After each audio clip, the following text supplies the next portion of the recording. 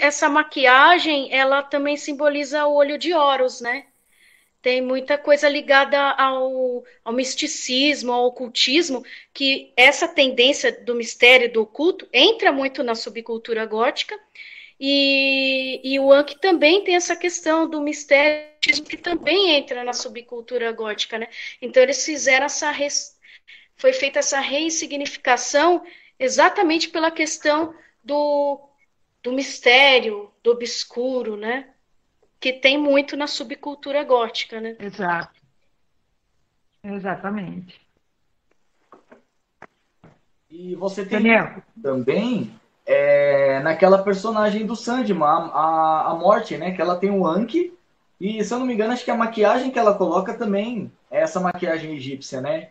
E tem um pouco a ver com isso, né? E é interessante que você vê, assim, que na nossa cultura ocidental, o egípcio, ele é o Egito, ele é absorvido desde sempre, né? Se você for pensar em sociedades do passado que viam o, o Egito como uma civilização avançada, tanto no nível tecnológico quanto no nível filosófico e tudo mais, né?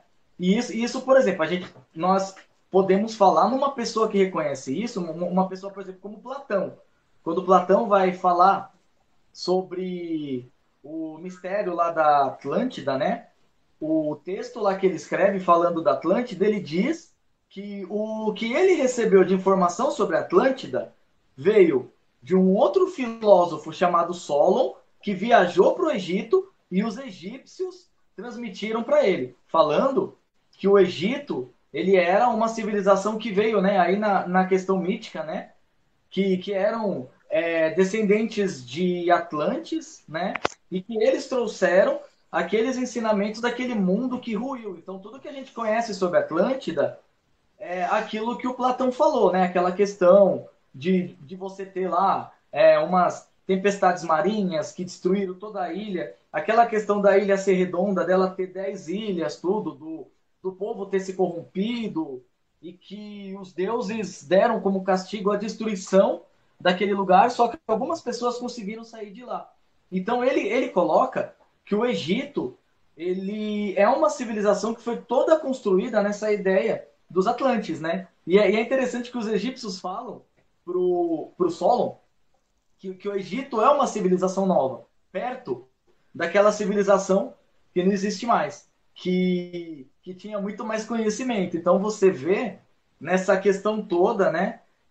E fora vários artistas que foram para o Egito, essa fissura pelo mistério do Egito, ela é de fato desde sempre, né? E esse texto do Platão ele é muito interessante porque você tem essa questão dele colocar assim, numa viagem que esse cara fez, o solo. E é interessante porque você vê no mundo antigo várias pessoas, e não só no mundo antigo, né?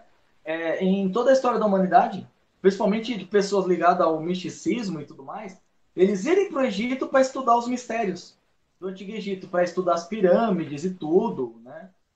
Podemos citar o Crowley, né? O Aleister Crowley, quando ele funda lá aquelas ideias da ordem mística dele, né? De Telema, né? Na verdade, Telema vem do grego, quer dizer vontade. Aquilo que ele fala, né? Que na verdade assim, você tem que seguir a sua verdadeira essência e ninguém tem o direito de te tirar daquilo que você é, né?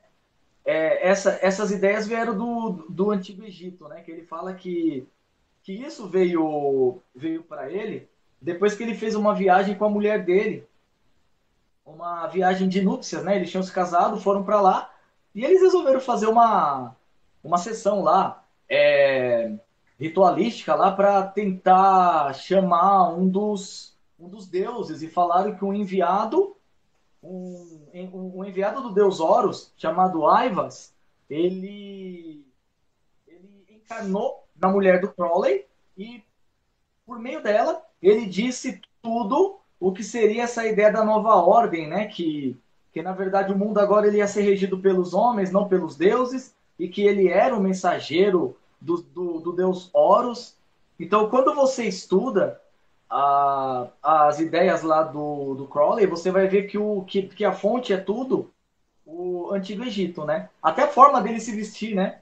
Ele se vestia como se fosse um faraó, né? Tinha umas imagens dele com aquelas roupas assim, né?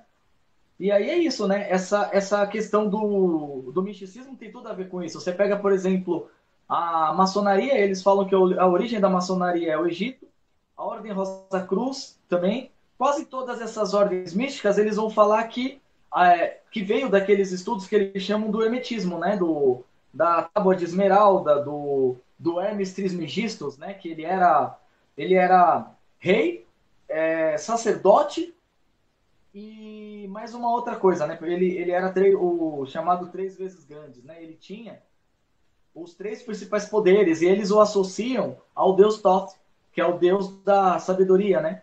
Dos antigos egípcios, né? E esse deus ele viria para trazer toda essa ideia dessa ordem cósmica aí falando, o que a Elaine tinha dito antes da questão da ordem cósmica, né? O Thoth, ele vem para ele dizer como que funciona, né?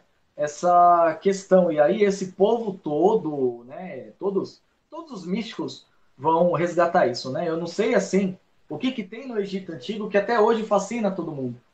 Não sei se é só essa questão antropomórfica, com essa questão animal também, ou se é a questão deles terem construído coisas grandiosas como as pirâmides, a esfinge, e ninguém conseguiu explicar como que eles fizeram aquilo, porque a gente sabe que com a tecnologia de hoje, o homem até poderia construir pirâmides, só que iria demorar muito tempo.